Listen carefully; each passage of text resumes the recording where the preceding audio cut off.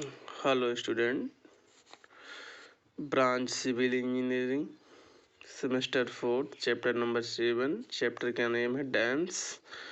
Dams क्या है, बांध क्या है, इसके बारे में आपको बताना है। डैम कृत्रिम झील बनाने के लिए नदी के आर पार आप्रवेश मिट्टी, ईंट, पत्थर, चिनाई अथवा कंक्रीट की जो ऊंची आड़ी दीवार खड़ी की जाती है उसे डैम कहते हैं। कहने का मतलब है, जैसे आपने देखा होगा नदी, तो नदी में आपने देखा होगा पानी का प्रवाह होता चला जा रहा है। जैसे जैसे बरसात होती है, पानी बरसता है, या फिर पानी कहीं यहाँ से आता है, तो वो पानी अगर आप रोकेंगे नहीं तो धीरे धीरे नदियों के रास्ते से समुद्र में चला जाएगा। फिर उस पानी का कोई काम आप कोई उपयोग नहीं कर पाएंगे, कहीं यूज नहीं कर पाएंगे।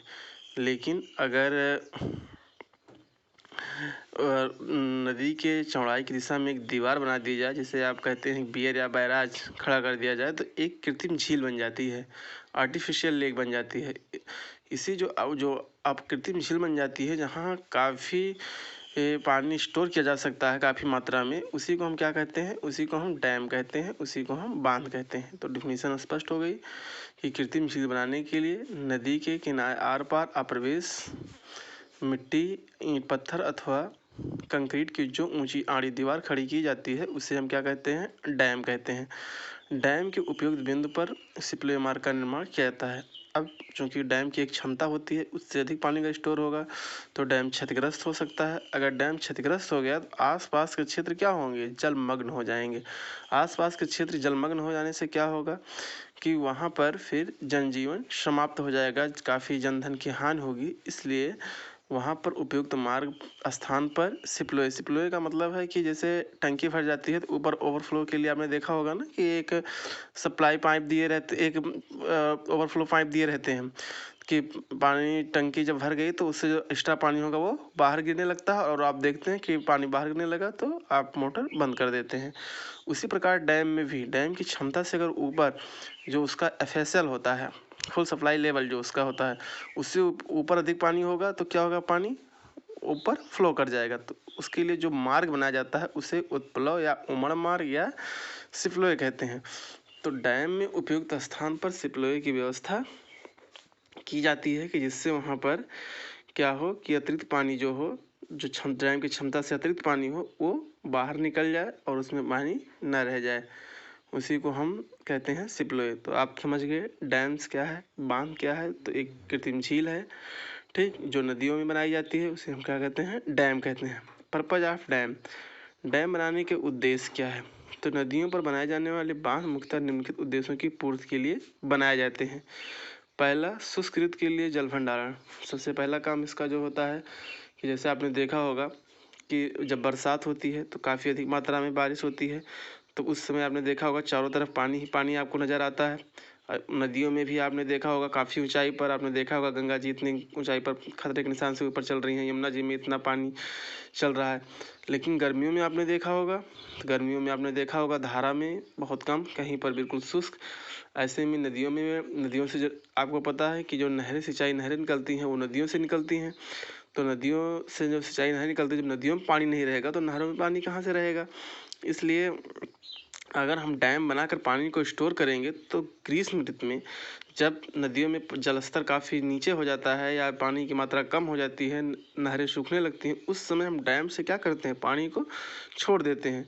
अर्थात शुष्क ऋतु में भी के लिए, अर्थात गर्मियों के लिए, आज जिसे आप कह सकते हैं इमरजेंसी के लिए, आपातकालीन समय के लिए हम पानी को स्टोर करके रखते हैं।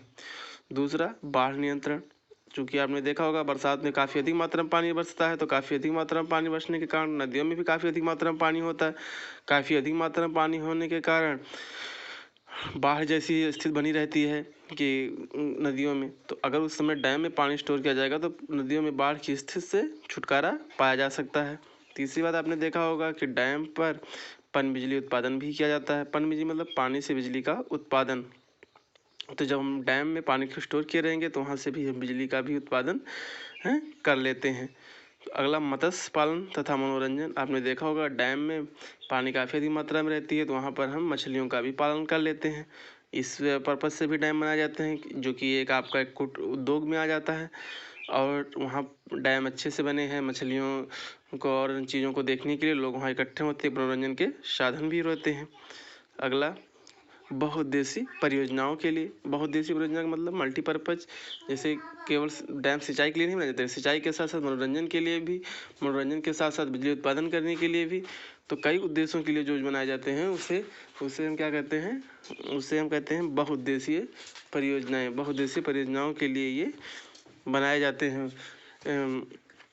तो बांध के उद्देश्य सुकृत के लिए, जल भंडारण करने के लिए बनाए जाते हैं, बाढ़ नियंत्रण के लिए बनाए जाते हैं, पनबिजली उत्पादन के लिए बनाए जाते हैं, मत्स्य पालन तथा मनोरंजन के लिए बनाए जाते हैं, बहुउद्देशीय परियोजनाओं के लिए बनाए जाते हैं। तो इन कार्यों के लिए हमारा डैम क्या है, तो डैम आप समझ गए कि कृत्रिम झील है जो नदियों के आर पार अप्रवेश मिट्टी, ईंट, पत्थर अथवा चिनाई या कंक्रीट की आड़ी दीवार खड़ी की जाती है, उसे डैम कहते हैं। इसके उपयोग बिंदु पर सिपलोए का निर्माण किया जाता है। क्यों किया जाता है? जिससे जो भी एक्स्ट्रा पानी हो बाहर निकल जाए। पर्पज ऑफ डैम, डैम के उद्देश्य, किस उद्देश्य के लिए बनाए जाते हैं डैम? तो नदियों पर बनाए जाने वाले बांध के मुख्य उद्देश्य निम्नलिखित हैं। मुख्य उद्देश्य निम्नलिखित हैं। पहला, सुकृत के लिए जल भंडारण, दूसरा बाढ़ नियंत्रण, तीसरा पनबिजली उत्पादन, चौथा मत्स्य पालन तथा मनोरंजन, और पांचवा बहुउद्देशीय परियोजनाओं के लिए। अब बांधों का क्लासिफिकेशन देख लेते हैं, कितने प्रकार के बांध होते हैं उनका वर्गीकरण देख लेते हैं। तो क्लासिफिकेशन ऑफ डैम, बांध का वर्गीकरण। तो देखिए, डैम तो कई प्रकार के होते हैं, लेकिन निर्माण सामग्री के आधार पर अगर डैम को देखें तो निर्माण सामग्री के आधार पर डैम 3 प्रकार के होते हैं। सबसे पहला अर्थ डैम, मृदा बांध, दूसरा पत्थर भराई डैम, रॉक फिल डैम, तीसरा पत्थर मृदा भराई dam, rock and earth dam, चिनाई मैशनरी डैम, कंक्रीट डैम, इस्पात डैम और प्रकाष्ठ का डैम, टिम्बर डैम जिसे कहते हैं। तो डैम इतने प्रकार के होते हैं, earth, rock and earth dam, masonry dam, concrete dam, steel dam और टिम्बर डैम। लेकिन अब कौन से डैम कहाँ बनाए जाएंगे? तो जहाँ कम गहरे जलाशयों के लिए सामान्यतः, जो कम गहरे जलाशय हैं उनके लिए सामान्यतः मृदा पत्थर के डैम बनाए जाते हैं, जबकि अधिक गहराई जलाशयों के लिए चिनाई व कंक्रीट के डैम बनाए जाते हैं। अगर अधिक गहराई रहेंगे तो वहाँ पर कंक्रीट के डैम बनाए जाएंगे, अगर कम गहरे रहेंगे जलाशयों के लिए तो सामान्यतः पत्थर के डैम, मिट्टी या पत्थर के डैम बनाए जाते हैं। तो निर्माण मटेरियल के आधार पर हम डैम के प्रकार देखेंगे तो वो मृदा बांध, पत्थर भराई का बांध। मृदा बांध मतलब ऐसे बांध जो मृदा के बनाए जाते हैं। आपने देखा होगा खाई, मृदा की काफ़ी ऊंची खाई बना दी जाती है, उसे हम अर्थ डैम कहते हैं, मृदा बांध कहते हैं। पत्थर भराई डैम अगर देखेंगे तो पत्थर भराई डैम में आपने देखेंगे तो जिसे रॉकफिल डैम कहते हैं, तो पत्थरों की बड़े बड़े चट्टानों से बनाए जाते हैं। तीसरा आप देखेंगे पत्थर मृदा, मतलब पत्थर का भी प्रयोग किया जाएगा और मिट्टी से मिलाकर चिनाई करके रॉक एंड अर्थ डैम बनाए जाएंगे। चौथा मैशनरी डैम, आपने देखा होगा सीमेंट मसाले से ईंट या कंक्रीट के ईंट या इसके पत्थर की चिनाई करके बनाए जाते हैं। अगला कंक्रीट डैम, कंक्रीट की मोटी मोटी चौड़ी चौड़ी दीवारें। कंक्रीट आपको पता है कि सीमेंट मोटा मिला महीन मिला और निश्चित अनुपात में पानी मिलाने से जो बनता है उससे क्या कहते हैं? कंक्रीट। उसके जब डैम बनाया जाता है तो कंक्रीट डैम मतलब उसका प्रयोग करके। स्टील डैम, स्टील का प्रयोग करके बनाया जाता है। प्रकाष्ठ डैम, प्रकाष्ठ का प्रयोग करके बनाया जाता है। तो आज के लेक्चर में इतना ही। आप इतना अच्छे से एक बार रिवीजन कर लीजिएगा पूरा। Thank you so much.